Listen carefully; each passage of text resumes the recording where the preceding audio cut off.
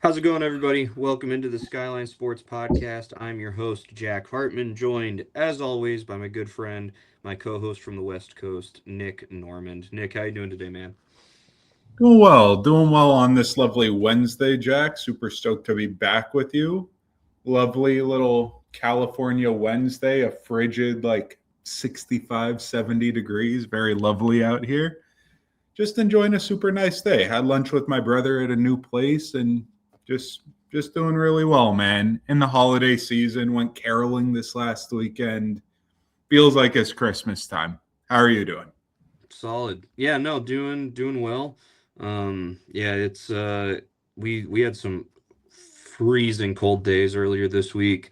I mean, we're talking in the teens all day, and with the wind chill, like almost below freezing.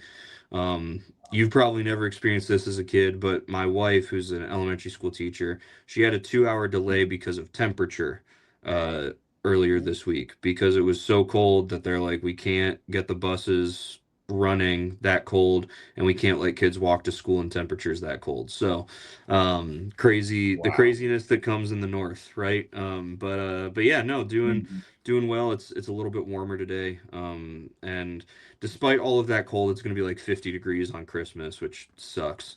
But it is what it is. So, but no, doing well. Excited to talk about this last week in the NFL and to preview what's going to be an awesome week of games this week. We're actually going to take a little bit less time as we normally do on our teams that impressed us and our teams that depressed us this last week, so we can talk about more games than just two, kind of at the end. So with that said, let's get right into it. Nick, who is a team that impressed you this last week? So I was really impressed watching the Chargers. Of course, a lot of folks were watching that game. Chargers, Chiefs, Mahomes playing in that game. Obviously got hurt, tore his ACL. Really unhappy about that. You hate to see great players tear up their knees, injuries that are that serious. Hmm. And I just really feel like that kind of changes the tone of how I look at that game when it's like, man, the Chargers are out playing the Chiefs. It's getting down the stretch here where it's a tight game, but it looks like a lot of these other Chiefs games this year where they're just not capturing that spark. They're really not able to get the meaningful stops they were getting. Their offense isn't clicking like that. And I really feel like that was kind of a downer. But I was really, really impressed by the Chargers. The thing that stood out to me above all else, I think, was that their defense was just playing at a ridiculous level as far as the physicality. The Yeah. hitting by that defense, I know Tony Jefferson got ejected. I don't know how dirty that hit was. I think it was just a really old fashioned style of hit. But man, every single one of those Chargers DBs was playing really physical, getting their hands on people, hitting really, really hard. Derwin James, obviously, a notoriously physical safety. Tony Jefferson was hitting people. Cam Hart was playing very well. Dante Jackson was playing super well as well. He's not as physical of a corner. He's a smaller guy, but he was playing very well as well. Just a great showing, I think, by a Chargers defense that right now always coming on. Khalil Mack's been really steady. Tuli Pelotu's been playing very well. I just think that they're getting contributions from everywhere. Dan Henley at linebacker. They're just playing really, really well. A Chargers defense Hmm. that last year was the number one defense in the entire league. I don't know that they got better, but they were playing really high level football in a really big spot for them. And that was very, very impressive there in that spot. I think they would have won probably even if Mahomes was healthy for the end of that game. I just think they were the better team that day and playing better. Their receivers were able to fight through the physicality better than the Chiefs receivers. And I just think that that was the difference I was seeing with the eye test in that game. Very impressive game overall, though, by the Chargers. Yeah, the Chargers looked really good this week. Beating Kansas City in Kansas City is just it's not easy. Like even the best teams go there and they struggle there. So to get a win there, division win, knock the Chiefs out of the playoffs for the first time since 2014. The Kansas City Chiefs will not be in the playoffs. That's massive. Yeah, so all in all, a really, really good quality win and performance by the Los Angeles Chargers. The team that impressed me this week comes from the same division, and this is hard for me to say, considering that one of my predictions that I do still hold to is that this team will not win a playoff game this year. But that is the Denver Broncos, and I have to give them props throughout this whole win streak. I've been very quick to point out how fraudulent it is. I said to you, I do not trust a team that plays the Raiders two times this year, plays the Raiders two times, wins both of them, but wins by a combined 10 points. Like that just, I do not trust that. And I still don't think that I trust that just because of also how young they are. But they took the life out of the Packers. I mean, 2 weeks ago, the Bears were the number one seed and in the NFC, and they were leading the NFC North. And then they lost to Green Bay, and then Green Bay was, the leading the NFC North, and it was like, oh, and now the life's gonna fall out of the Bears, and the Packers are gonna win the NFC North, and yada yada, and Green Bay is a good team. They have talent all over the field. They are a high quality team, and Denver beat them. And Denver threw the ball all over them. Like, people have talked about, Jeff Hafley's defense, and like, hey, he might be interested in some head coaching gigs. But Denver seemed to like not really care. Like the Bo Nix was 23 of 34 for 302 yards, 4 touchdowns, and no picks. On top of that, Denver's offensive line, their pass pro was incredible. He didn't get sacked at all in this game. The run offense wasn't great. They only had 89 yards on 31 carries. Um, but still, like they scored 5 touchdowns against this Green Bay Packers team, against this Green Bay Packers defense. Yes, Micah Parsons got hurt, but he wasn't hurt for the whole game. A lot of this happened while he was still in the game. And so I thought Denver looked really, really good offensively. Defensively, they looked good. Jordan Love was 24 of 40 for 276 yards, but he also had 2 picks. He was sacked 3 times for a cumulative loss of 29 yards in that. Um, Green Bay rushed the ball okay, but not fantastic. Denver did their job there. And so they didn't give up. Um, the, they gave up some chunk plays, some explosive plays, but they didn't let those turn into momentum swinging plays. So you look at the top 4 receivers for Green Bay in this game were Matthew Golden, Jaden Reed, Luke Musgrave, and Romeo Dobbs. All of them had a reception for 25 yards or more. However, Matthew Golden only 3 receptions, 55 yards. Jaden Reed 5 receptions, 55 yards. Luke Musgrave 4 receptions, 52 yards. Romeo Dobbs 2 receptions, 36 yards. Like they gave each of them their one, and then held them in check the rest of the way. Um, so the defense played really well. Again, the offense played well. Let's see, 7 receivers had receptions for Denver. Cortland Sutton finally, it feels like, had a really, really strong game. He had 7 catches for 113 yards and a touchdown. Troy Franklin, 6 receptions, 85 yards and a touchdown. Lil Jordan Humphrey, 3 receptions, 42 yards and a touchdown. Marvin Mims, 4 receptions, 29 yards. Michael Bandy, 1 reception, 20 yards, a touchdown. Like everyone got to experience the love in that. And yeah, I was very impressed with Denver. Denver is now 12-2 with New England's loss this last week to Buffalo. Um, Denver is certainly in the driver's seat for the number one seed, and they look like a really, really good football team right now. If everything that we experienced during the win streak, that was before getting to this point that gave us pause, for good reason gave us pause. Beating the Giants 33-32, beating the Raiders 10-7, beating the Commanders 27-26 in overtime, beating the Raiders 24-17. Like, we had reason to look at those and be like, ugh, a little concerned about that. But if that was their dip and they were still winning games, to then now sort of have this push into the playoffs, where they beat a really good Packers team. They are playing the Jaguars this week. They're playing the Chargers the last week of the season. They've got the Chiefs slotted there in the middle, though that one probably won't be very competitive considering Mahomes is hurt, and the Chiefs don't have anything to play for really. But still, like, they're now fine. They're now playing high quality opponents here the rest of the way, and if that's the ramp up they need, they win these games. They win them decisively. They go into the playoffs. They're going to be a really, really scary team. Yeah, I get you there. I just mentally, in my mind, looking at these two teams between the Broncos and the Packers who played, I feel like I'm going down my list of the contributors as far as quarterback, receivers, tight ends, running backs, offensive line, defense, head coach. And it's still just really shocking to me that the outcome was what it was, considering Bo Nix to Jordan Love. I think Jordan Love's better.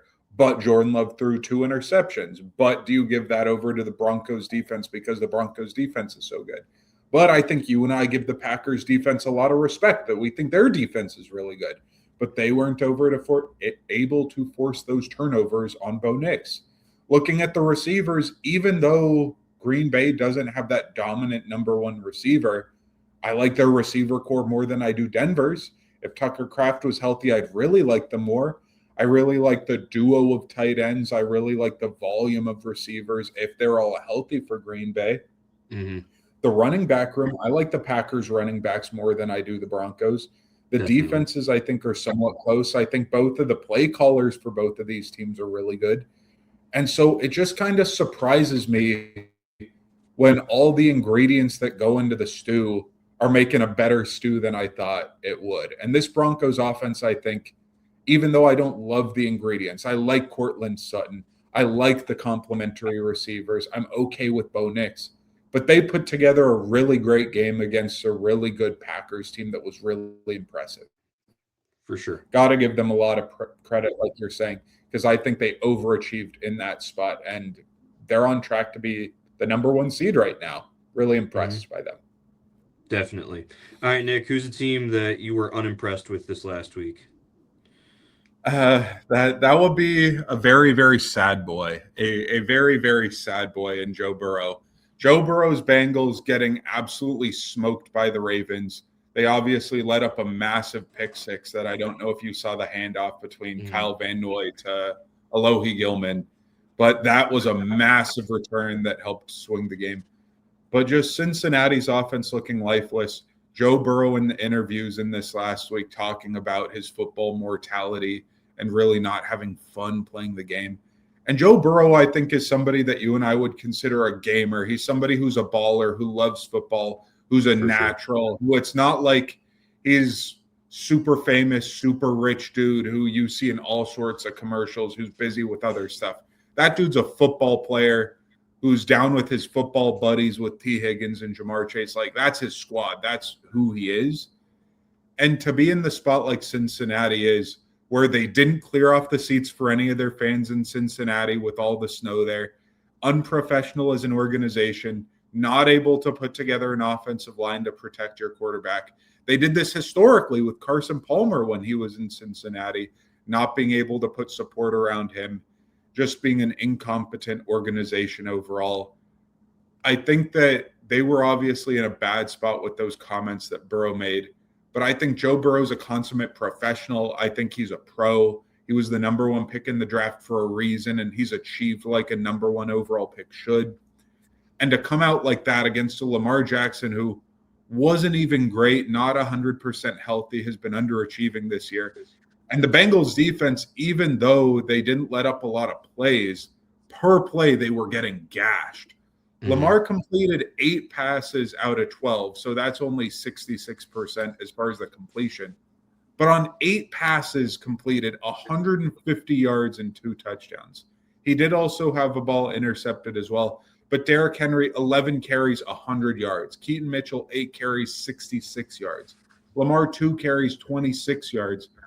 Just the Bengals defense, unserious. The Bengals offense, unserious.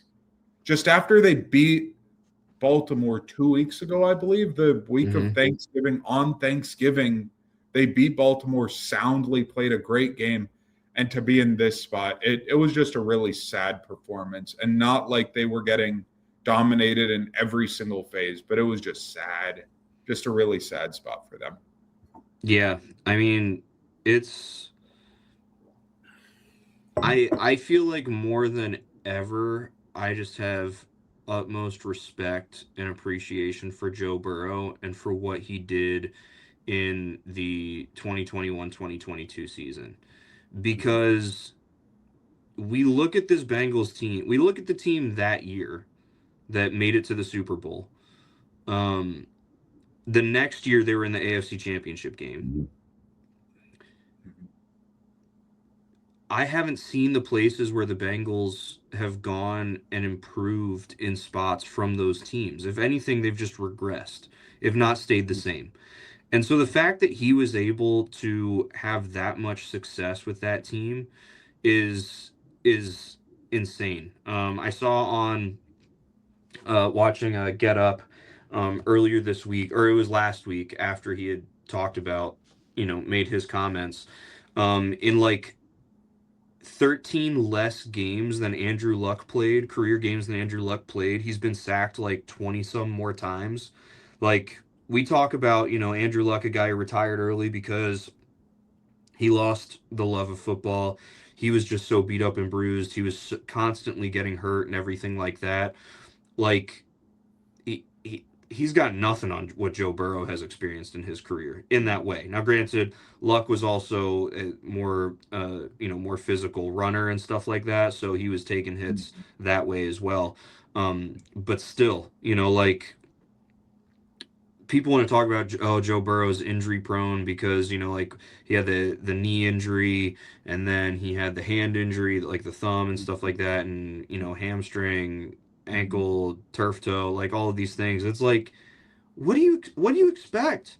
Like how would you expect him to come out just without any bumps or bruises, um with the way he takes a beating. He got sacked 3 times this last week. Like, and again, we've talked about Baltimore's defense is not what we typically herald the Baltimore defense as. Like, it's yeah. So I like my heart truly breaks for Joe Burrow because he deserves better. Um, Bengals fans deserve better. Like they deserve a team that's actually competitive. Um, they, for good reason, got their hopes up when Joe Burrow took him to the Super Bowl and then took him to the AFC Championship game the following year. And the ownership management has just been like, nah, like it's really, really unfortunate. Um, Team that I was depressed by this last week was the Tampa Bay Buccaneers. I will always have a soft spot in my heart for them because I will always have a soft spot for Baker Mayfield. Um, as I was a Browns fan when they had Baker Mayfield, and I thought he deserved to be treated far better by Browns fans and by the team. So I want him to experience success. I said at the beginning of this season that I had the Buccaneers winning this division. They have gotten bit by the injury bug, similar to that I've experienced as a Lions fan the last couple of years. And I mean, they can still win this division, but yikes. Losing to the Falcons at home in that manner was just really, really tough. Letting Kirk Cousins have a you like that type performance, throwing for 373 yards and 3 touchdowns, no picks. It was tough to watch, man. Really, really, really, really hard. You saw how frustrated Mike Evans was after the game, and again for good reason because of everything that he's endured and experienced, coming back from a really really awful injury. Working really hard to come back from that to be able to play, and just It's just it's brutal. It really is. Mhm. Yeah, and I think on the other end, we got to be impressed by Kirk Cousins and the Falcons. Like, even though we're sad for Baker and the Bucks and what they should have been this year, like you going into the season, you thought the Bucks have been dominant the last couple years in that division, and this should be the best Bucks team of them all since Tom Brady was on that field, if not like prime Tom Brady in that Super Bowl when they beat Kansas City. Hmm. And I think it was lined up for that. Their schedule looked easier down the stretch, and health, and especially health with their quarterback with Baker. He's looking very much like he's struggling like Oklahoma with their quarterback, where post injury it just hasn't been the same for the offense. The defense obviously being injured. Kirk Cousins and Kyle Pitts, though, I got to give a ton of respect to. Kyle Pitts notoriously was thought of as being an incredible prospect coming out, and then has been okay after that. He looked great this last Thursday. He looked incredible. He was catching all sorts of throws. Like, he's Hmm. had his ups and downs. But I think he's a really good player that if you know how to use him right, if you put him with a good offensive coordinator or a good quarterback, I think he could be really good. He just hasn't gotten a great situation like that. And they played really, really well. They obviously converted some long down and distances at the end of that game. And that's what was really breaking up Mike Evans, how frustrated he was. 3rd and 28, 4th and 14. Those are tough to watch, tough to not throw up in your mouth, but really impressive by a Falcons team that was down Drake London. Hmm.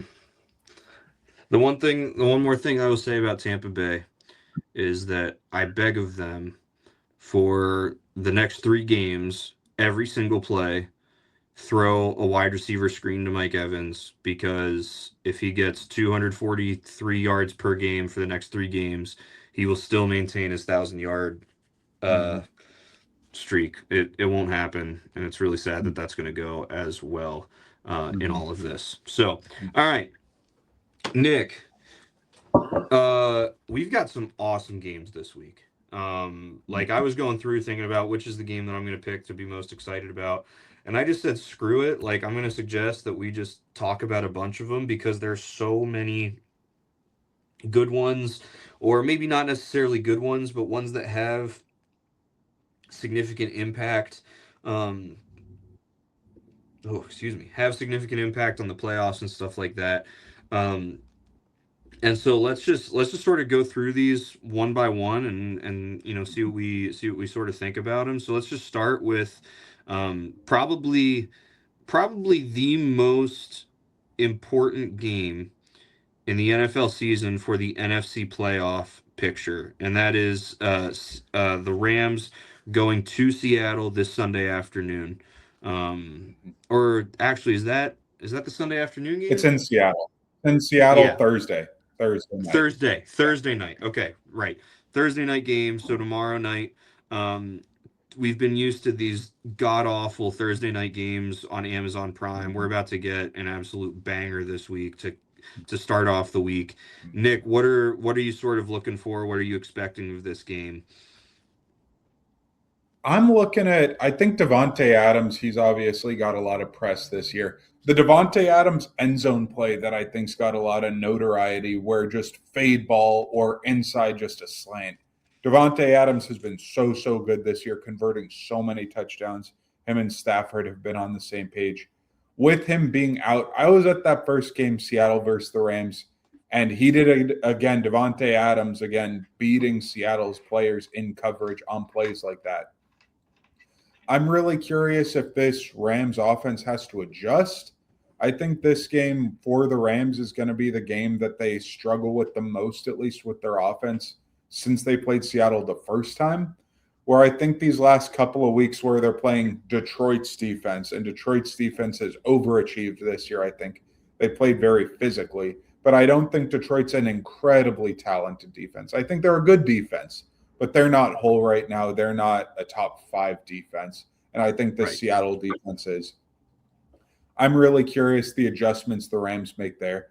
I'm curious about Sam Darnold. That first game, Sam Darnold played terribly in LA that I went to, and he threw 4 interceptions, could have thrown more than that, looked awful, couldn't complete meaningful passes in that game, couldn't convert touchdowns in that game.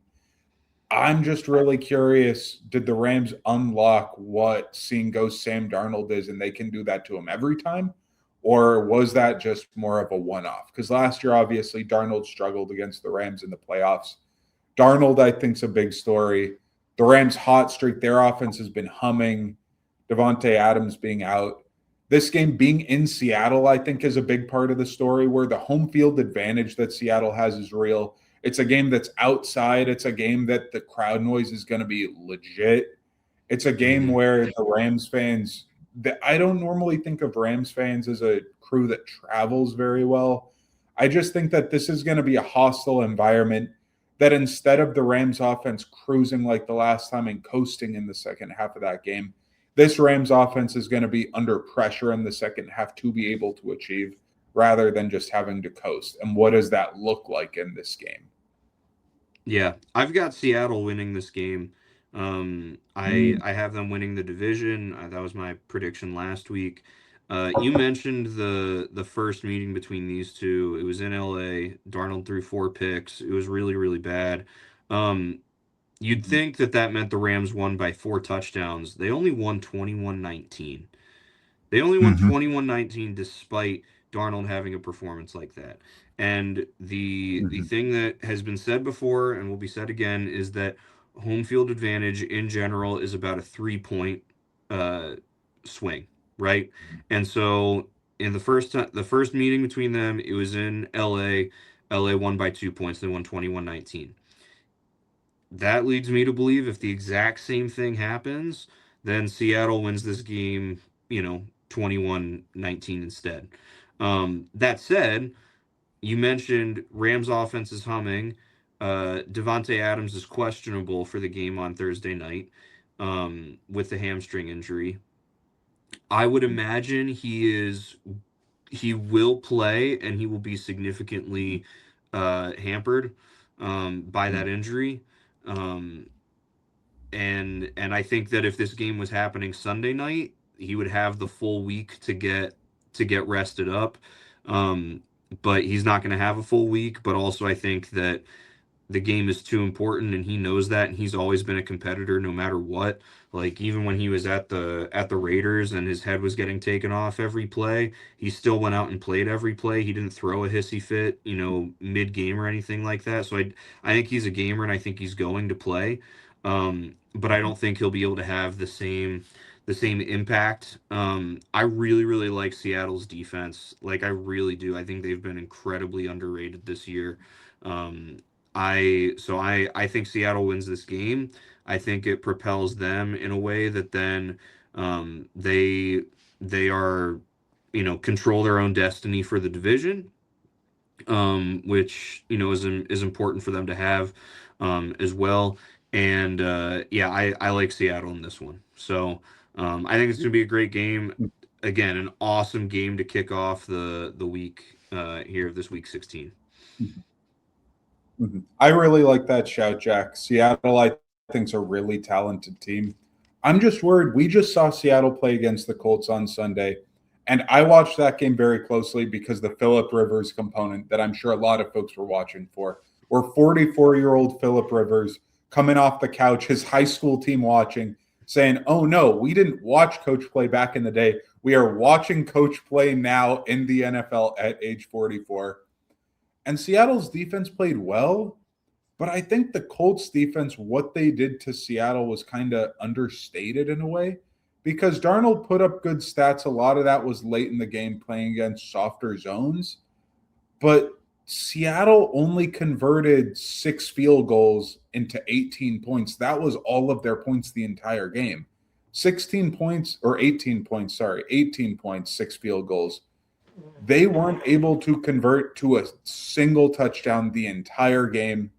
And that way that Seattle's offense can just leave, because that's what happened when the Rams in Seattle played the first time, where Seattle's red zone offense just completely evaporated.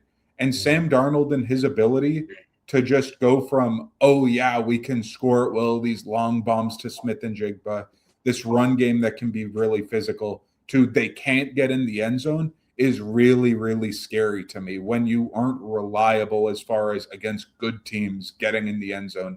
That's the problem. That's why a superstar tight end that you can get 10 or 15 yards every clip, a big end zone target. If AJ Barner or Arroyo can turn into that superstar, I don't think either of them are at this point, clearly. I like AJ Barner a lot, but man, to be able to convert in the red zone, I feel like it's going to be critical for a Seattle team that hasn't been able to do that in big spots. Yeah, yeah. I think it'll be really interesting to see sort of how that plays out because clearly the Los Angeles Rams offense is far superior to the Indianapolis Colts offense. So staying in the NFC, we've got another big important game to determine some massive advantages going into the final 2 weeks of the year in the NFC North, and that is between Green Bay and Chicago. This game is on Sunday night. It is in Chicago, um, and we saw these two teams play a week ago or 2 weeks ago, excuse me. The Packers won by a touchdown. Caleb Williams threw a pretty bad interception at the end of the game, and yeah, but regardless of all of that, they're playing this week on Sunday night. The current odds are in the favor of the Green Bay Packers, and same with the FPI. The FPI is leaning towards the Packers. However, I think Chicago's going to get their back, get their get back this week. I like Chicago in this game. I think I think it is impossible to oversell what the loss of Micah Parsons is to this Green Bay defense. On top of that, both of these teams are pretty hampered right now. Micah Parsons, again, he's done for the remainder of the season. Dontavian Wicks is on or is questionable. Josh Jacobs is questionable. Christian Watson is questionable. Then you go look at Chicago. Cole Kmet is questionable. Luther Burden III is questionable. Rome Odunze is questionable. DeAndre Swift is questionable. So there's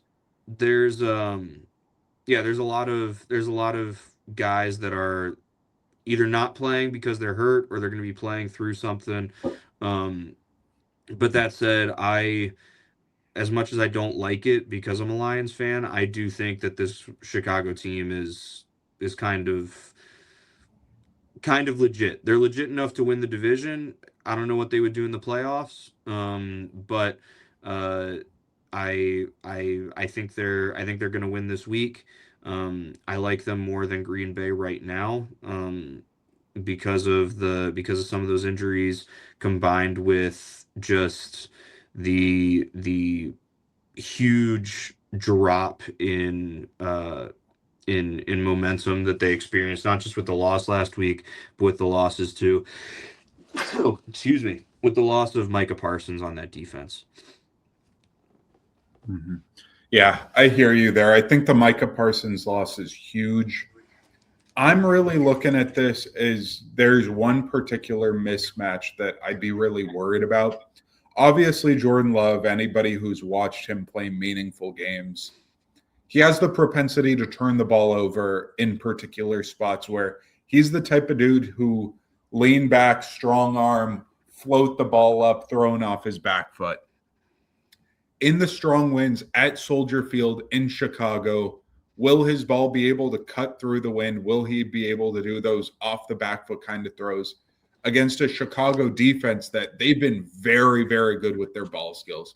Their ability to turn pass breakups into turnovers and get really playmaking heavy interceptions.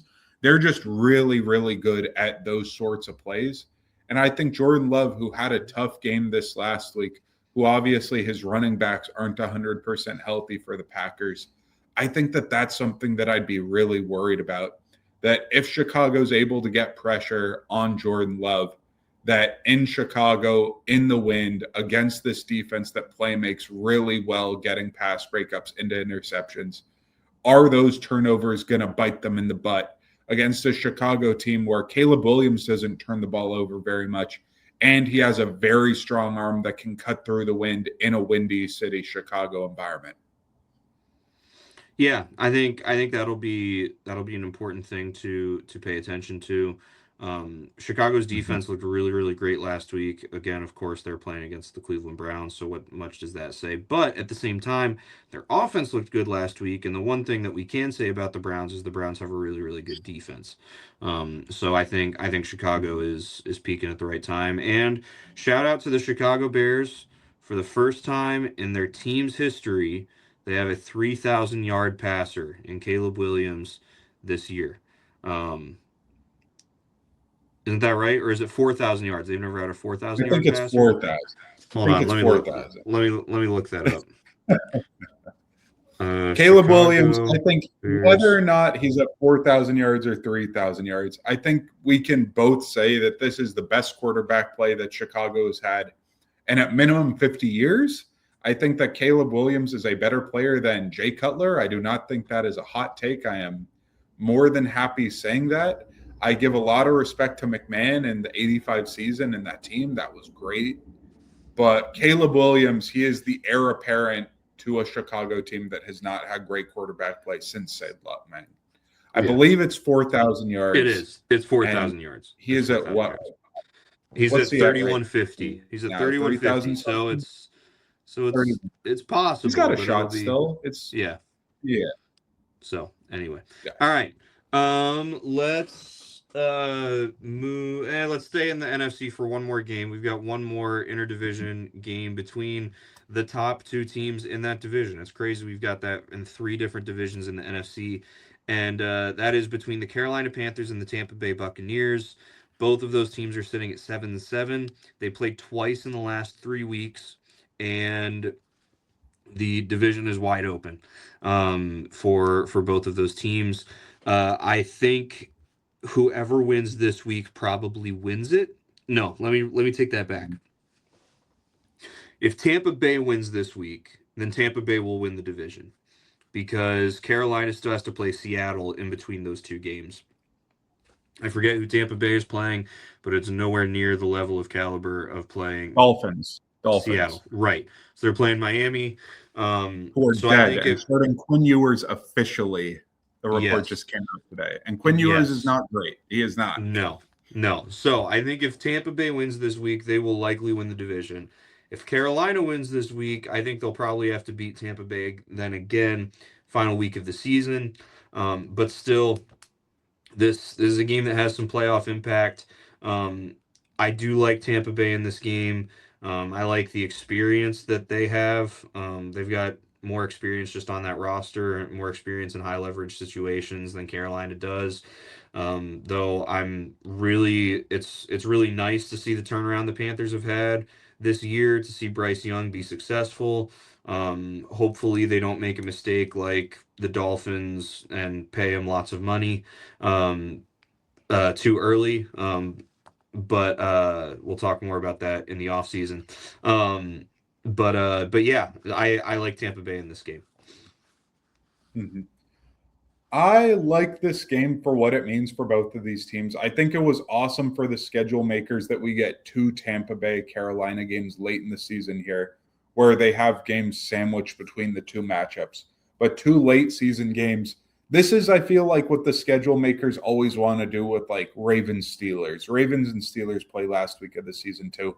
That they're like, man, these are the two teams we think are going to be fighting for the division, and they are this year. This year, the Panthers and Bucks are fighting for the division, and these games are very, very meaningful.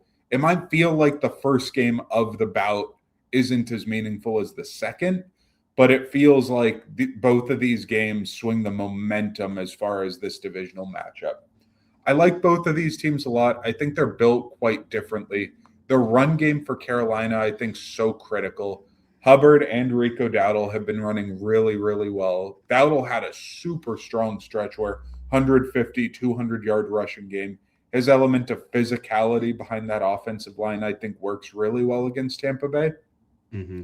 I think that the Bucks' ability to throw the ball downfield and complement with the run against that pass defense, I think, is going to be big. Mm-hmm. I'm really curious if the home field advantage matters for both of these matchups, if it swings things. I feel like the NFC South teams tend to be really warm weather vibe of teams, where I feel like the Panthers actually, with their defense and physicality, are built for more cold weather.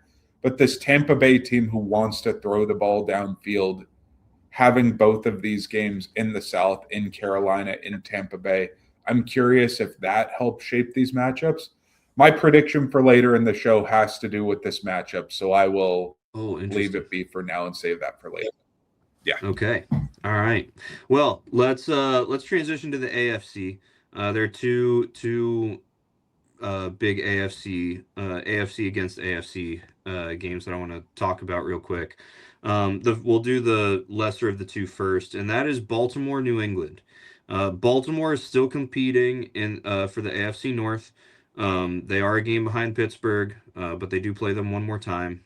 So it'll be interesting to see, what can happen there. But regardless, they need to get a win. This they need to get a win this week to really stay in the race. Well, I guess not necessarily, but again, it's when there's only 3 games left and you're behind, you really can't afford to lose. New England is leading their race against Buffalo for the AFC East. That said, Buffalo won last week, just brought that competition, that race a lot closer. Um, so I think it's important for both of these teams to get this win for the Ravens to stay within arm's reach and for the Patriots to keep the Bills at arm's reach in those races. That said, I think New England is just a far superior team than this Ravens team this year. And so I've got New England winning this one. Drake May has just been so good. He is going to be, like I I think it's appropriate to say this. When we talk about the 5 best quarterbacks in the NFL for probably the last 5 years, we've said Jackson, Burrow, Mahomes, Allen, and then that fifth one is sort of rotated here and there. It's Hurts, it's Prescott, there were a couple of years that I think you could certainly make the argument Jared Goff, statistically at least. You look at what he was doing, Herbert, you know, Stroud. Herbert, right? Yeah, other guys we're hitting the point that not just one but multiple of those guys are going to get surpassed, and Drake May is going to be the one surpassing them. I just he hasn't had the far opposite of a sophomore slump. He is far improved. He's looking like a potential MVP candidate. He's playing just really, really well. Travion Henderson is playing really, really well. There were lots of doubts about Will Campbell considering his arm length. He's playing really well. That doesn't seem to be an issue.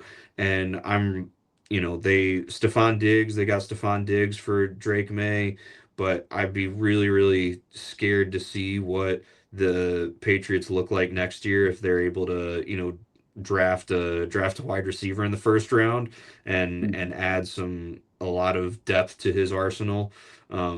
But yeah, I've got the Patriots over the Ravens. I do as well. I think that there are a bunch of good notes that you hit on. I think that I just have to give so much credit to Josh McDaniels. Josh McDaniels, I feel like in my mind, was always tied to the hip of Tom Brady. When I thought Josh McDaniels, there were different eras where I thought early Josh McDaniels, coordinator with Brady. And then you saw him go to the Broncos and flame out, and it was a disaster. And they were the team that he drafted Tebow, I believe. I believe he drafted Tebow and had Kyle Orton as their quarterback, traded away Cutler. Broncos hated him. That team fell apart. Then came back, was with Brady and the Patriots for a number of years. Then went to the Raiders, and that was a disaster too. Both the Broncos and Raiders stint as head coach. Terrible. He was an awful head coach. His win-loss record was terrible. The team hated him. He wasn't a good head coach. But also then there was the season that he was the coordinator for Mac Jones, and rookie Mac Jones was really, really good. Rookie Mac Jones made the Pro Bowl. I know the Pro Bowl doesn't mean as much, but Mac Jones played very well. They made the playoffs. Mac Jones fell off after McDaniels left. McDaniels comes back now. Drake May looks like a completely different player this year compared to last year, where he's so smooth, so refined, able to operate in an offense as a professional, as an adult. And Drake Mm-hmm. May's super young. I believe he's 22 years old. And being able to do what he's doing now as a second year player for a team that's fighting for the 1 seed, they're behind the 8 ball now, but fighting for it and playing really well. Got to give a ton of credit to the floor that has been risen with that offense between the quarterback and coach. For sure. I just think the Ravens aren't a good team and they don't beat good teams. The only good team that they've beat all season are the Bears, and that was Tyler Huntley or Snoop Huntley, and that was just a disaster by the Bears, where it was a full phases game by the Ravens, who needed that game. If they didn't have that game, they were going to have been 1-6, I think. At that point, they were 1-5, and if they had lost that game, 1-6, like, you're way down in the hole at that point. I don't think they could have dug out. Mm-hmm. But I just think that the Patriots are an honest to God good team. Maybe not a great team, but a good team. And the Ravens don't beat good teams. I think that they were overinflated probably with that Bengals win they got last week. The Bengals, I think, were more of a reason for that win for the Ravens than the Ravens were. The Ravens obviously played well against that patchwork, make-a-wish type of defense the Bengals put out on the field. But I just think that bouncing back from a loss, even though that was a meltdown by the Patriots, I think that the Patriots have the capability to week in, week out, be able to put a good product on the field. And I don't trust this Ravens team as professionals to be able to put a good product out there, especially coming after a loss for the Patriots. For sure. For sure. All right. One more AFC on AFC game. That is Jacksonville and Denver. So crazy. I just think it's crazy we're even talking about this game. But it is two division leading teams in the AFC right now. They both are, looking good, but also can't get too caught up because they do have teams trying to chase them down for those divisions. Um, you've got Denver who's sitting at 12-2. They've already clinched playoff berth. They're the only team in the AFC to clinch a playoff berth. Excuse me. But the Chargers are right behind them at 10-4, and the Chargers still are going to play against them one more time. So Denver really can't afford to lose this game. That said, you also have Jacksonville, who is leading the AFC South. Houston is only one game behind them. They're going to play one more time. I believe, Jacksonville can't afford to lose this game.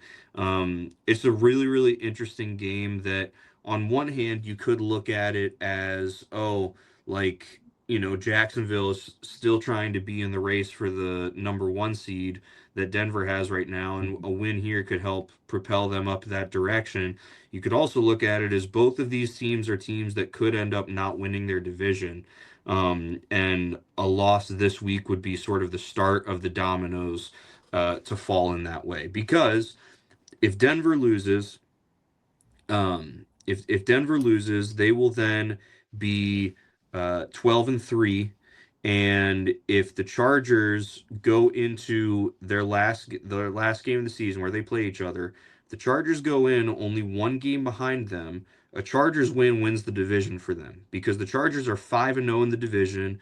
Denver, I think right now is 3-1 in the division. So if that would be a similar situation to that we saw of Vikings Lions last year. That's if Denver loses one more game before that point. Again, their game between those two is a Thursday night game against the Chiefs that will be without Patrick Mahomes and with nothing to play for. So for Denver, it's high urgency to win this one, so they have a little bit of a buffer when they play the Chargers that last week of the season. For Jacksonville, oh, they don't play excuse me, Jacksonville does not play Houston anymore this year. But for Jacksonville, if they lose this week, they've already played Houston twice, and they've split those games with them. But that said, Jacksonville has two more division games, so they can't afford to stumble at all. So I think this is just a really interesting game that you could look at it as glass half full in that, oh, winner does a really good number for their or a really good job working for the one seed. But also you could look at it as glass half empty. Loser puts the team chasing him down in a really, really good spot. Mm-hmm. Yep, I hear you there. I just think that the standings are a lot closer than people actually think, where the For sure. Broncos, because they're a game up on the Patriots, people are like, oh man, the Broncos have been winning all these games. It's just a one game separator between them. And Jacksonville, I think, is a good team. And the Chargers down the stretch that last week of the season, that's going to be a difficult game. I just think that when you look at it, Jacksonville right now, 10 wins, Broncos 12. If the Jaguars win, they're one game behind the Broncos, and the Patriots right now have 11. The Jaguars, if the Patriots lose to the Baltimore, Jaguars could be in the seat to where they could get the number 2 seed, or the Patriots could feel then like they could jump the Broncos again if they win and the Broncos lose. I just feel like right now, if you look at 1 through 3 in the AFC, you can kind of interchange and move these teams around. And then you look at the Chargers and Bills at 5 and 6. The Bills are only one game behind the Patriots, and the Chargers are 2 games behind the Broncos. And the Broncos and Chargers, as we've said, play each other late in the season. I just feel like right now there are so many tight divisional races that this is why divisions matter, and this is why they should matter. Because the thing is, moving from the 1 to the 2 or the 2 to the 3 and all of those spots, they matter. But the thing is, if you're the 2 seed or you're the 3 seed, it doesn't really matter. It's, are you playing the 6 or the 7 seed? 4 teams. That's really it. And home field advantage in the second round if you win your first round matchup. If you're the number 2 seed, then you get a home field matchup in that second round. And that is something. But the thing is, if you're a team like the Jaguars and the Texans are on your tail, if you lose out, if you're a team like the Jaguars and the Texans jump you, but the Jaguars still make the playoffs, playing a road game versus a home game, winning your division, like that's a big swing for a wild card game. And the thing is, you really don't know what's going to happen if you're a wild card team between where you're going to fall, the 5, the 6, or the 7. Or even if the Colts somehow pull things together, you have no idea if the Colts could jump back into this mix. Like, it just feels like right now the AFC is really jumbled in a really good way where we don't know what's going to happen. And this Broncos and Jaguars matchup, even though it doesn't look like a massive matchup, because the Broncos haven't been great the last couple of years, and the Jaguars are the Jaguars, and that's kind of their brand, being weird and funky, a Thursday night kind of team. This is a staple matchup for this season that really, really matters as far as swinging how we're feeling about these teams' season in this spot as far as beating good teams. And that to me is something that I really value, winning these close, tight games against good teams late in the season. For sure. For sure. All right. One last game to talk about here, and that is because it is our teams that are playing against one another. And the Steelers are going to Detroit this week. Detroit opens as a touchdown favorite, as a 6.5 point favorite. And yeah, there's not much to talk really about this one, but just it's fun that our teams are getting to play against one another. Hopefully, the next time this happens, we can meet up at that game and attend that game together. That would be cool. Not in the cards this year, but yeah, Detroit hosting Pittsburgh. Pittsburgh, still fighting. They haven't clinched that AFC North spot yet. But it's still there. Detroit needing to win out to just give themselves a chance, win out and then get some help from some other teams. So it should be a good game. If Detroit loses this one, it's hard to see a world where they make the playoffs. If Pittsburgh wins this one, it's hard to see a world where Baltimore chases them down for the division. But the games still get played. That's why the games get played. So, but anyway, it'll be fun to see our teams go to blows with one another. Definitely so. I think this should be not as much of a blowout as I feel like people think Steelers games are when they're playing good teams. Like, I think that the Lions, coming off of a loss with the offense the way it is, the Lions offense is always so good in this era. But I think that the Lions coming off of a loss and the Steelers coming off of a dominant win on a bit of a shorter week after Monday Night Football makes for a game that I think the Lions should definitely win. Like, I doubt that the Steelers win, but I wonder what the spread has to be for you to place your bet on the Lions if you're you, Jack. Or, like, if the Lions were 10-point favorites, would you still bet on the Lions with a 10-point spread if they were minus 10? Like, I don't think you bet on the Lions if they're favored by that much, as far as if they have to cover 10 points. Like, how many I points would. do you think's realistic that the Lions are going to cover here? I think the Lions win by 2 touchdowns. You think so? I think Well, so. like, I think if the Lions were minus 10, favored by 10 points, you still wouldn't take 10 points for the Steelers? You don't think the No. Steelers are going to keep it close? No? No. I think that it has a shot. I think that It's you got a shot here. it's the well, for one, I don't bet, I don't gamble. If my employer, is watching this, I don't. But in that hypothetical situation, well, the things that I see is since 2022, scratch that. No, yeah, since 2022, the Lions have not lost back-to-back games. Like, period. Since 2022, that has not happened. They just lost this last week. I sent you the stats of the offense since Dan Campbell has been the play caller, and for without me just full out calling you out, about stuff you've said about what Dan Campbell brings to the Taylor outside of culture, for that team. I think that sort of puts that to bed a little bit. What's happened offensively with him calling the plays. Also, TJ Watt being hurt is very significant. So, and this game's in Detroit, so like I just think all of those things together, sort of, yeah, I think they win by 2 touchdowns. So I get you. I think that this game probably shapes out kind of like the Steelers-Bills game earlier this year, where the first half I think was really, really close, where it was probably only a 3 or 4 point game. But the thing is, the Steelers, if their offense is sucking, I don't trust for their defense to be able to hold out if their offense sucks the entire game. Like, if the Steelers' offense sucks the entire game, their defense can't hold on to the rope for an entire game.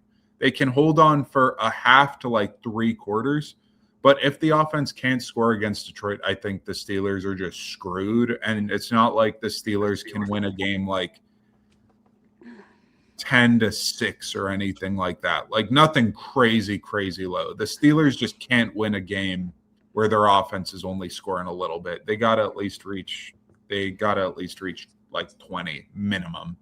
But anyway. Yeah. So, all right. Last thing. We got to make our predictions for this week. Looking through just to mark our ledger appropriately. Nick, you still have the Giants losing out.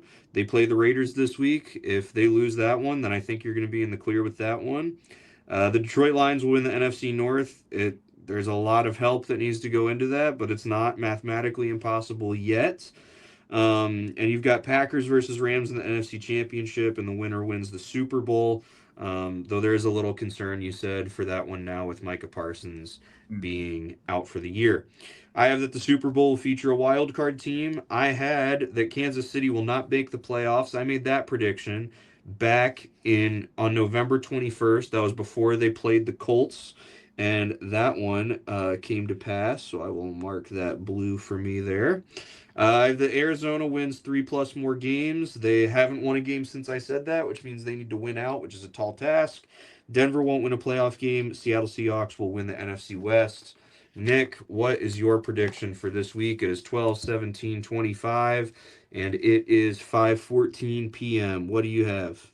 So this one's a little convoluted because trying to come up with something clever or smart this late in the season, that's a prediction. Like, we're getting down the stretch here. My prediction is about the NFC South and how their season wraps up between the two teams, the Panthers and the Bucs, that are fighting here. I believe that this game Panthers beat the Bucks on Sunday. I think that first game, even though the Bucks are coming off a Thursday night game and have a mini bye there, I think Panthers win that game. And then I think that the Panthers lose to Seattle, and I think the Bucks beat the Dolphins, and so then the Bucks will be up on them, or will be tied with them. And then I think the Bucks clinched the division, winning in the final week. So I think it's going to go Bucks loss, Bucks win, Bucks win. And for the Panthers, I think it's going to go win, loss, loss.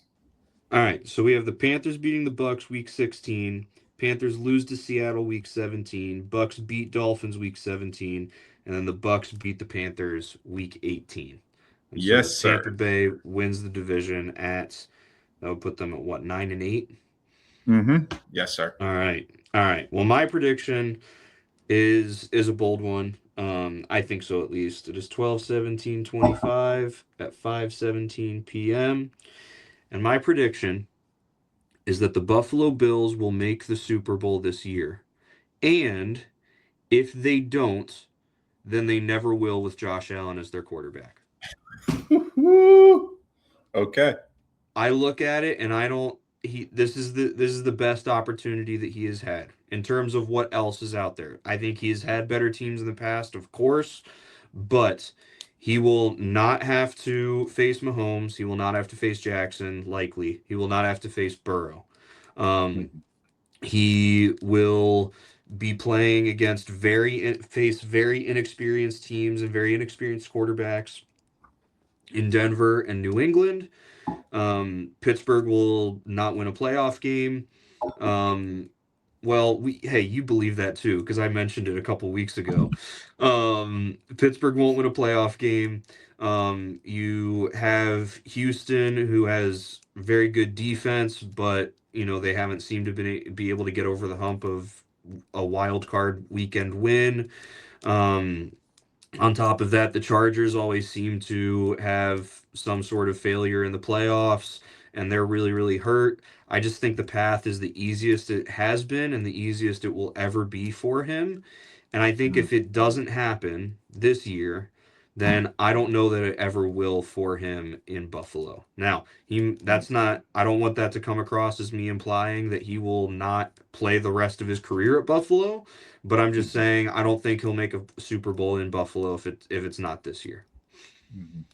Yeah, I get it. I just think that the path, as you've said, is the easiest it's ever been, the easiest hypothetically it could ever be.